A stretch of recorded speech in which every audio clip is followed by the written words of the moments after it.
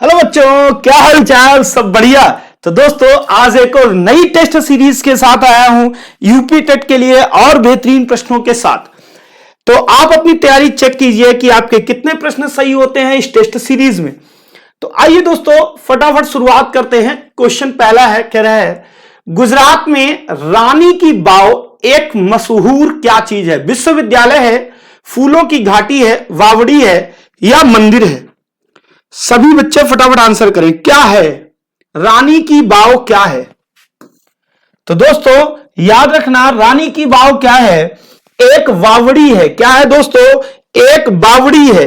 अगला प्रश्न कह रहा है कंवल टाइगर रिजर्व किस राज्य में है? कर्नाटक, तेलंगाना, तमिलनाडु या पश्चिम बंगाल? कंवल टाइगर रिजर्व, फटाफट सभी विद्यार्थी आंसर करें। तो दोस्तों जो हमारा कंवल टाइगर रिजर्व है वह दोस्तों कहां है? वह तेलंगाना में है। कहां पे है? तेलंगाना में है। बी पार्ट सही हो जाएगा। अगला प्रश्न, रणथंभौर राष्ट्रीय उद्यान किस राज्य में है?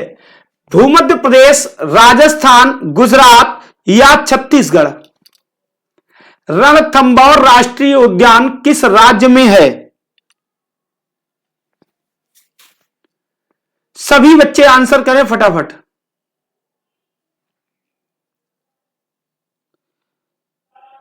तो दोस्तों याद रखना, रणथंभौर राष्ट्रीय उद्यान कहां पे है? राजस्थान में है। बी वाले सभी व्यक्ति सही हो जाएंगे। अगला प्रश्न, घूमर कहां का लोक नृत्य है? मिजोरम, पुडुचेरी, गुजरात या राजस्थान? घूमर कहां का लोक नृत्य है? तो दोस्तों याद रखना, जो घूमर है वह राजस्थान का लोक नृत्य है। कहां का है? राजस्थान का लोक नृत्य है।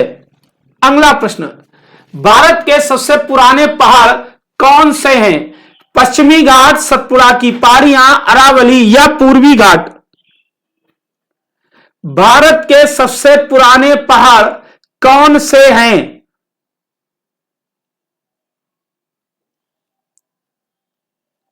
Question number 5।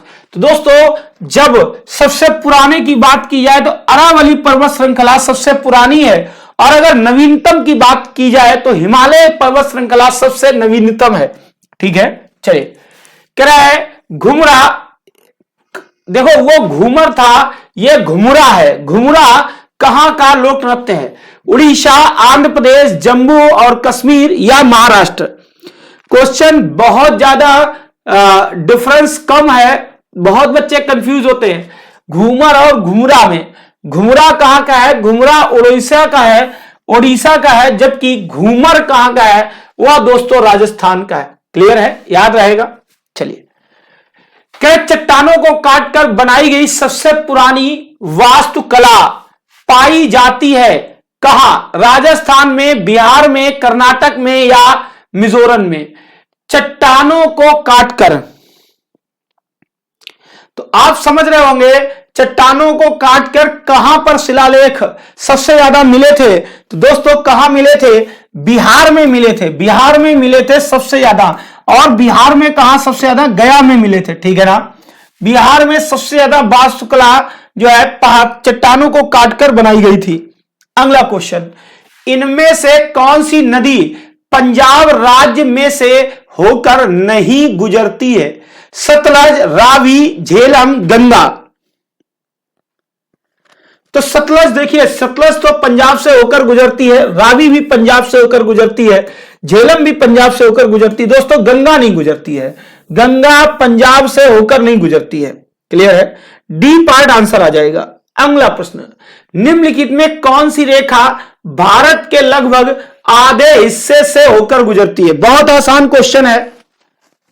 भारत के लगभग आधे हिस्से से, भारत के बीच से कौन सी रेखा होकर गुजरती है? मकर रेखा, कर्क रेखा, भूमध्य रेखा या प्रमुख भूमध्य? बिल्कुल सही है दोस्तों, कर्क रेखा भारत के लगभग आधे हिस्से से होकर गुजरती है। बी पार्ट वाले सभी सही।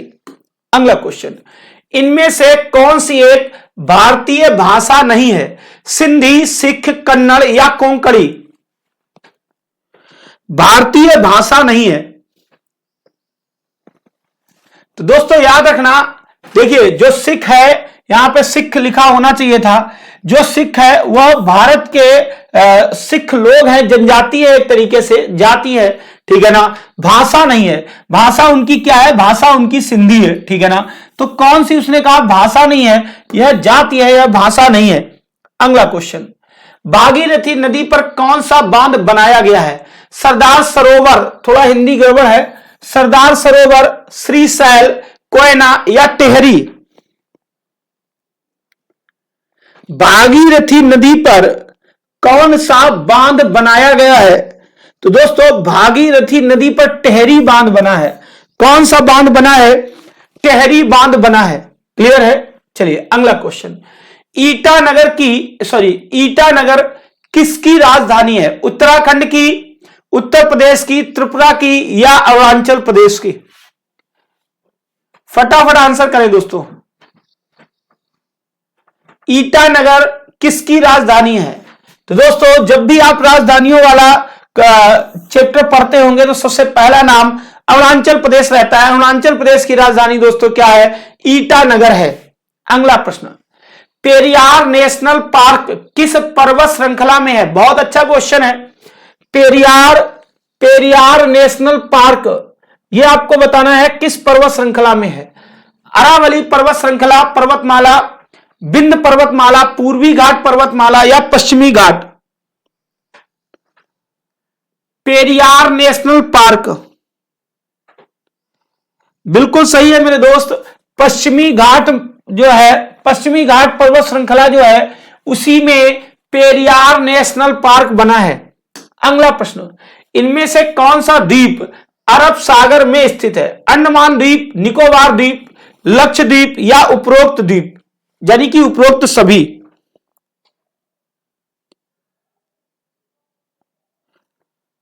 अरब सागर में कौन सा है? तो दोस्तों याद रखना, लक्षद्वीप जो है अरब सागर में है। लक्षद्वीप अरब सागर में है, ठीक है ना। चलिए, निम्नलिखित में से कौन सा राज्य झारखंड के साथ अपनी सीमा को साझा नहीं करता है? झारखंड से सटा हुआ नहीं है। मध्य प्रदेश, छत्तीसगढ़, उड़ीसा या पश्चिम बंगाल?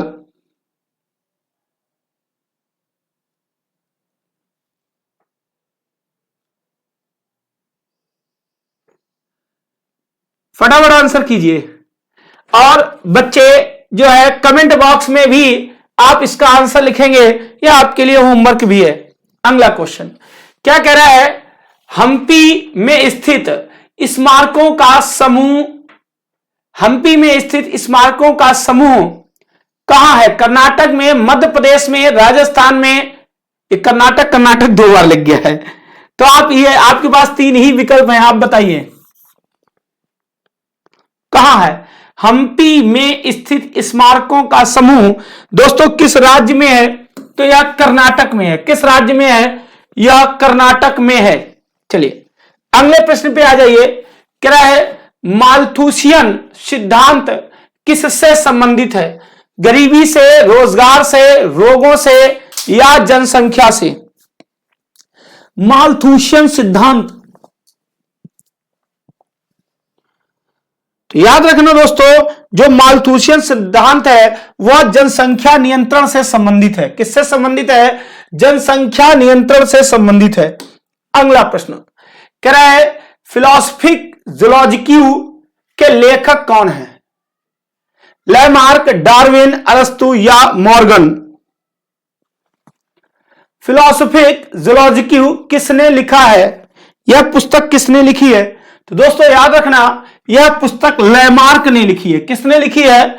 लैमार्क ने लिखी है। क्लियर है? चलिए अगले प्रश्न पे आ जाइए।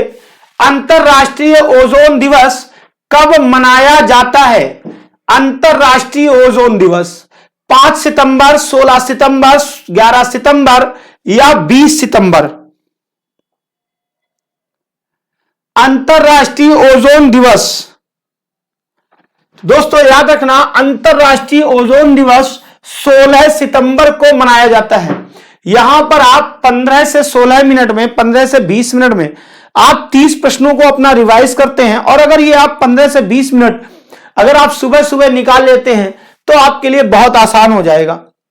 आप अपना काम भी करते रहिए, और जो है इन प्रश्नों के, भाई अगर आप कमेंट नहीं कर सकते तो आप इन प्रश्नों के अपने मन ही मन उत्तर दे सकते हैं। मोबाइल से क्लास को ऑन करके आप अपने सामने रख लीजिए। अच्छा, बाद में देखने से उतना बेनिफिट इसलिए नहीं आता, अगर आप लाइव देख रहे हैं तो आप क्वेश्चन एक निश्चित गति के साथ आगे बढ़ता रहता है और आप फटाफट उसके आंसर देते रहते हैं। ठीक है, एक तरीके से ये परीक्षा प्रणाली है। क्वेश्चन क्या है, कह रहा है हरित ब्लॉकों का संबंध किससे है? हरित आवरण से, हरित मंत्रालय से, जैव ईंटों से, या प्रोबायोटिक दही से? फटाफट आंसर करें दोस्तों। हरित ब्लॉकों का संबंध किससे है?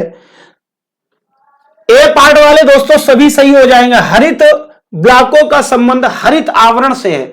जो प्रश्न आपको बिल्कुल मुंह जबानी रटा हो उसका फटाफट आंसर दीजिए। बचे खुचे पे हमें काम करना, हमें मेहनत करनी है, ठीक है ना। अगला प्रश्न, सर्वाधिक नगरीकृत महाद्वीप है? अफ्रीका, ऑस्ट्रेलिया, उत्तर अमेरिका या यूरोप? नगरीकृत, तो दोस्तों सबसे छोटा क्या है? ऑस्ट्रेलिया है, ठीक है ना। और यह सर्वाधिक क्या है? सर्वाधिक नगरीकृत है। ऑस्ट्रेलिया सर्वाधिक नगरीकृत है। चलिए अगला प्रश्न, निम्नलिखित में कौन सा विकल्प नवीकरणीय ऊर्जा का स्रोत नहीं है?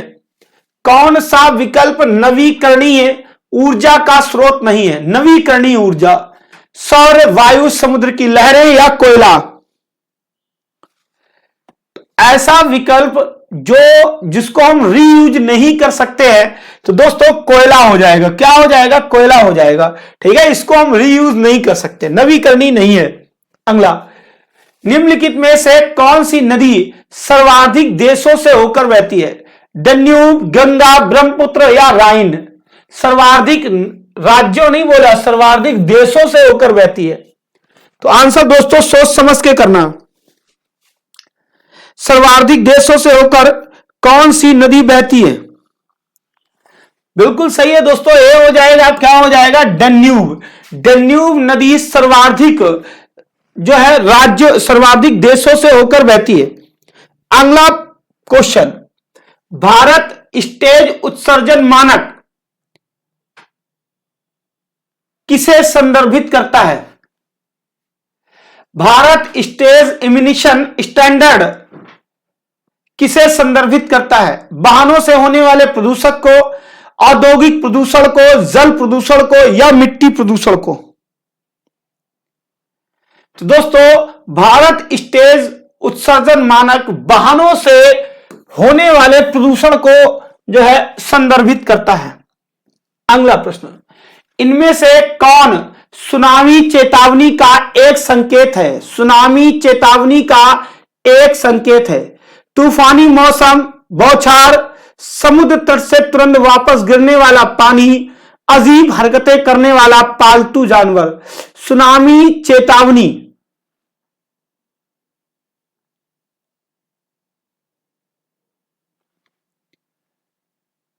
तो दोस्तों देखिए, तूफानी मौसम तो नहीं कह सकते, बौछार नहीं कह सकते। ये जानवर जो हैं, जो पालतू जानवर होते हैं, वो भी अजीब हरकतें करने लगते हैं, मगर सबसे जो मुख्य संकेतक है समुद्र तट से तुरंत वापस गिरने वाला पानी, यही क्या है? ये सुनामी चेतावनी है कि सुनामी आने वाली है, ठीक है। बहुत तेज हल्केरे आते हैं पानी के।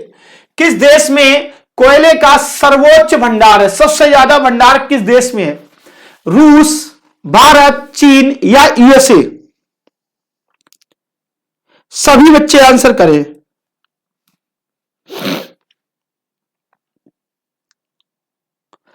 सर्वोच्च भंडार दोस्तों, कोयले का सर्वोच्च भंडार किस देश में है? तो यूएसए में है, यूनाइटेड स्टेट ऑफ अमेरिका में है सर्वोच्च भंडार कोयले का। अगला, पेड़ों की कतारों के बीच में फसलें उगाने को क्या कहते हैं? सामाजिक वानिकी, झूम, तोंग्या प्रणाली या कृषि वानिकी? पेड़ों की कतारों के बीच फसलें उगाने को हम लोग तोंग्या प्रणाली कहते हैं। क्या कहते हैं?